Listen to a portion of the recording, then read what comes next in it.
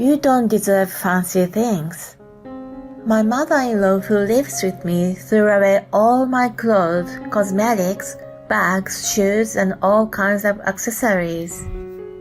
As I stood aghast, looking at the empty closet, she continued, You married into my family, correct? And yet you still rebel in those flashy clothes? How many times have I told you to dress more modestly? You need to be punished. Stay in your underwear today. Hurry up and take your clothes off. Then get on your knees. I had no choice but to take off my clothes and kneel on the floor in my underwear to avoid irritating her, who was yelling at me with a bright red face. The flooring was horribly cold and made me shiver. When I was about to apologize to her, I'm home. What? My father-in-law Ken, who had been out, returned at an unexpected time. Witnessing the bizarre scene, he sniffed. Rachel, why are you almost naked? Because I don't deserve clothes. What the hell? He slowly turned with trembling shoulders to my mother-in-law and shouted, My name is Rachel. I'm a 35-year-old housewife. My husband Josh and I live in a rented apartment in a suburb. I met him through a mutual friend 5 years ago, and we started dating. We broke up once, but got back together and finally married last year. He's 2 years older than me and has a job that requires him to travel often. He's sometimes away from home for half of the month. I was planning to keep my job after the marriage, but he strongly desired me to be a stay-at-home wife. I love fashion and beauty as I worked in the apparel business before. I still enjoy them even after I quit working. My hobby is to research and come up with a style according to my age. Fashion excites me. It brightens my mood and gives me confidence in myself. Josh used to compliment me on my style before we got married. If I wore new outfits, he noticed right away. If I changed my hairstyle, he flattered me. I loved him for being sensitive and kind. His parents were also very nice to me. We lived in the same neighborhood and sometimes had dinner or enjoyed trips together. They were considerate not to bother us, the newlyweds, and kept a just about right distance from us. I got married later than my friends, but I was content with the family I married into. One day, both of my in-laws got sick at the same time. They said it was just a cold, but I was worried that something unforeseen may have happened, as they were over 70 years of age. I wasn't the only one, but so was Josh. After our discussion, I went back and forth between my place and theirs to take care of them until they were better. I'm very sorry for your trouble. It must be tiring that you got your own things to do at home beside our care. Thank you for bringing us such a delicious-looking dinner. Please don't mention it. Josh and I want you guys to get better soon. It's not troublesome at all. I was being honest, as their house was only 10 minutes by walk, and I just prepared a little more food together with my dinner anyway. You're so kind and dependable. It'll be perfect if you and Josh could move in with us. He mentioned as if he was talking to himself. Then Judy scolded him. Hush, don't say such a thing. She and Josh just got married. Of course they want to live alone. Right, Rachel? When Judy put me in the spot, I smiled vaguely and let it slide. I wasn't comfortable affirming it boldly, but it wasn't like I detested the idea. I didn't have my own parents. They passed away after another when I was small. I was raised by my maternal grandparents, so I had a kind of longing for parents.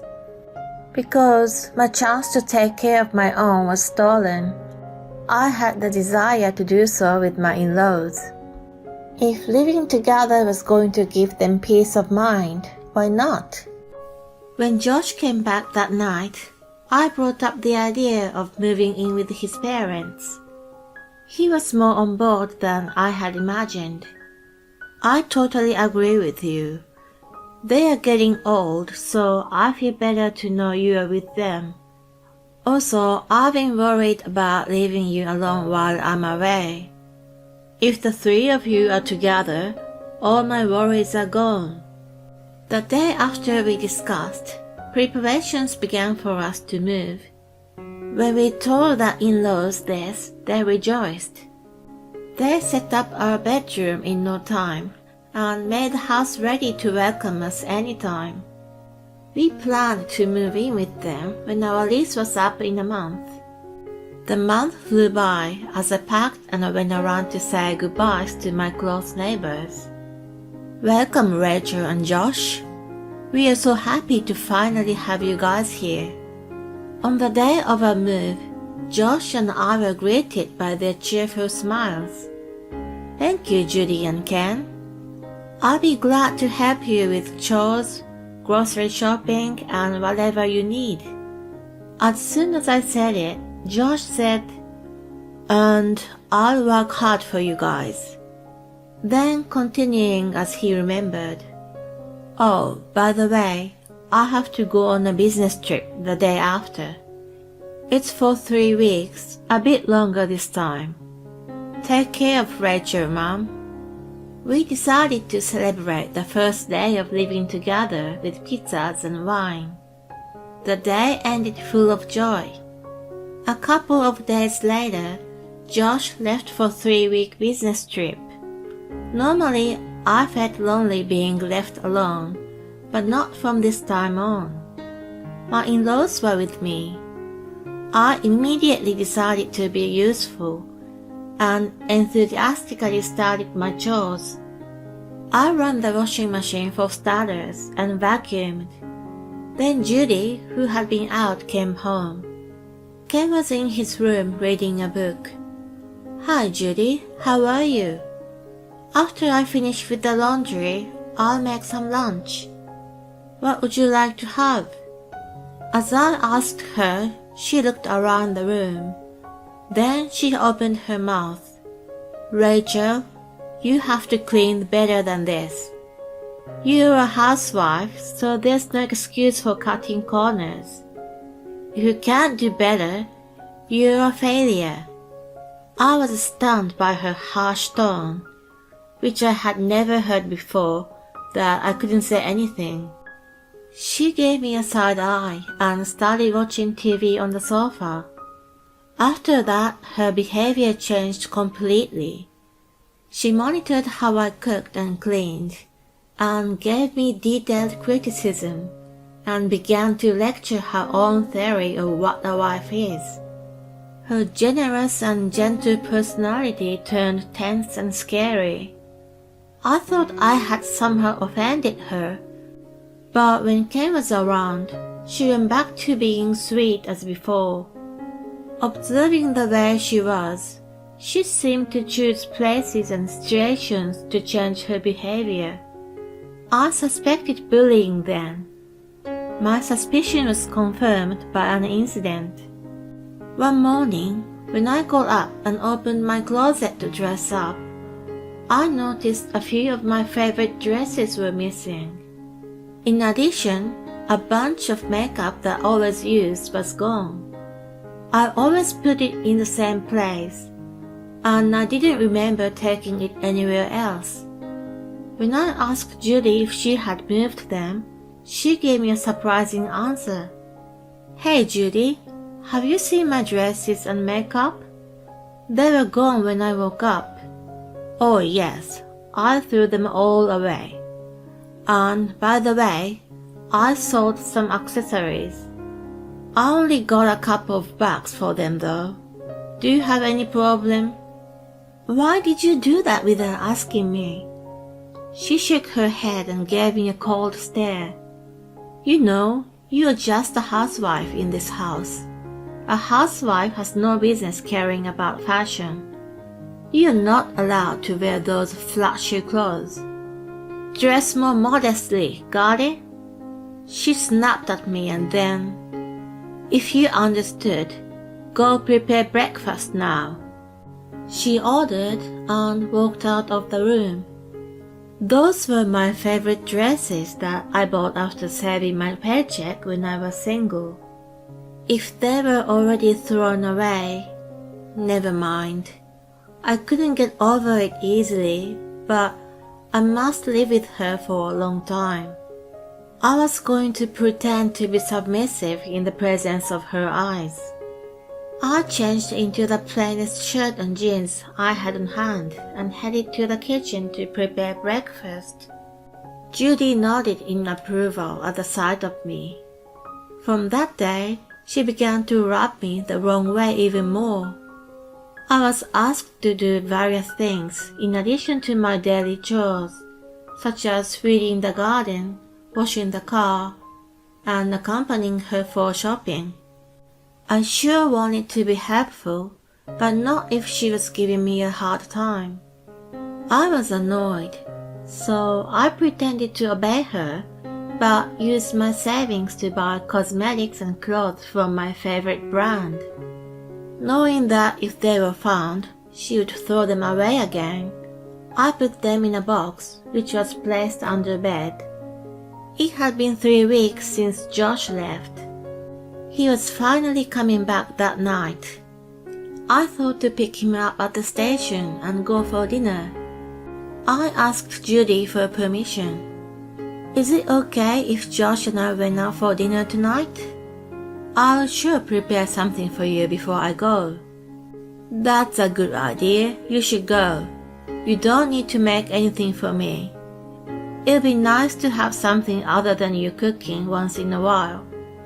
I thought there was a little sarcasm mixed in, but permission was granted anyway. Excited, I prepared to go out in the hustle. It had been a long time since we had a date night. The new dress I just bought was great for the occasion.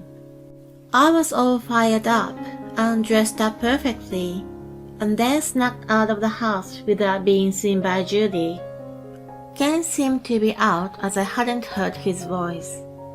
He was probably going to eat outside, so I didn't have to worry about his dinner. I was thrilled and headed for the station where Josh was getting off. I waited for his return in front of the exit gate where many people came and went. It kind of reminded me of the nervousness of the first date.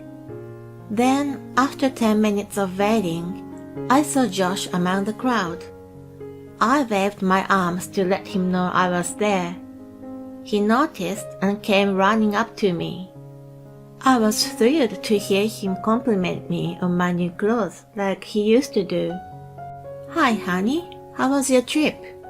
What would you like to have for dinner? As I was asking, his face frowned. He looked like he was upset. What on earth are you wearing? I bought it recently. Isn't it nice? When I pointed to my dress, his face turned red as he yelled at me. I'm asking why you are dressed up like that. Didn't my mom warn you? Wear simple and modest outfits. She told me I was just a housewife, so act like one. You know, getting dressed up is one of my few hobbies, and I don't dress particularly flashy. I'm wearing what's within the boundary. There's no need to be so uptight about it. Besides, you like the way I dress, don't you? He raised his voice louder to my objection. What my mom told you is what I agree with. If she tells you to dress a certain way, it's the same as if I told you. Why don't you get it? I finally realized then. Judy threw away my clothes on his instruction. I still didn't understand what his intentions were, but I understood why she suddenly became so demanding. I don't get it. You always complimented how I dressed before we got married. He sighed in exasperation. That was before. We are married now, and you are my wife. It's a different story. You married into my family, so I need you to look and act accordingly. It was too late to tell me that. When I was at a loss to say anything, he grabbed my arm. Anyway, let's go home now. We need to talk about how a wife should be. I could not make a fuss in the public, so I decided to follow him quietly. The word divorce crossed my mind for a second, but it wasn't realistic. I didn't have a job, and the savings I had would have been only enough for moving. I just had to be patient. Josh and I drove home in silence. When we opened the front door, we ran into Judy, who was just in the living room. She was holding a large clear blue garbage bag in her hand. I looked hard at it and realized it was full of my clothes, makeup, bags, shoes, and other accessories. I ran into my closet, which was empty. Nothing was left in it without exaggeration. Plus, the new clothes I had hidden away were gone. My shoes had disappeared completely from my shoe rack. I can't be too careful around you. This is a punishment for rebellion. If you can't obey us, just wear your underwear. This is way out of the line. It is not acceptable. I forcibly snatched the garbage bag from her hand. Josh grimaced at me in his rage. Hey, don't be rough with her. Whose money are you living off of? If you still resist, I'll throw you out. That being said, I had no words to retort. It was true that he took care of me. When I couldn't refute the fact, Judy got carried away. Take all your clothes off and get on your knees. If you apologize, we'll be easy on you this time. I couldn't make a living if I got kicked out, so I reluctantly took my clothes off and got on my knees. The flooring felt cold against my skin. When I was about to apologize, Ken happened to come home. Judy blurted, "You're already back?" in a funny high-pitched voice. She thought he was coming back at around midnight. He froze for a moment at the bizarre situation and then asked, "Rachel, why are you almost naked?" "Because I don't deserve clothes." I didn't know what else to say. He mumbled, "What?" in confusion. "You know, she's my wife. She needs to learn her position. For that, those fancy clothes are a nuisance." He's right. This is necessary for her to learn. You tell her too.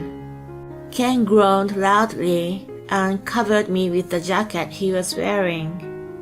Then he put me up by hand and stood on his ground, shielding me from Judy and Josh. What the hell are you guys thinking? A position of wife? This is no other than abuse. I'm fed up with you guys. I want a divorce. You too, Josh. Never come to this house again. Understood? Both Judy and Josh thought that he would be on their side, so both of them were stunned with their eyes wide open. Why divorce? No way. I don't know how to live if you divorce me. I'm very sorry. I won't do it again, so please forgive me. Dad, do you mean you want to disown me?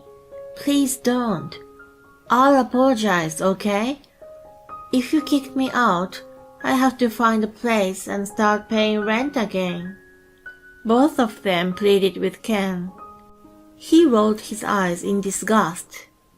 He scolded them that they were apologizing to the wrong person, and looked at me. Then Judy and Josh got on their knees and apologized to me. Of course I can't forgive you guys.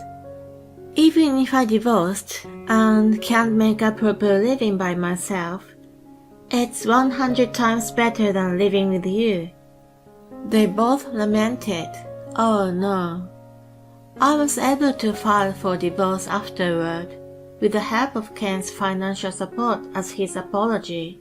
It wasn't his fault, so I declined his offer at first, but decided to accept it after he insisted adamantly. He and Judy also filed for divorce as declared, and the house was put up for sale. He said he would use the money to move to a more rural area and live at his leisure. Judy was left penniless. She was planning to live with Josh, but Ken didn't allow it. He thought if those two stayed together, they conspired to do harmful acts. Judy turned to her relatives, but the rumor of her abusive behavior was spread among them.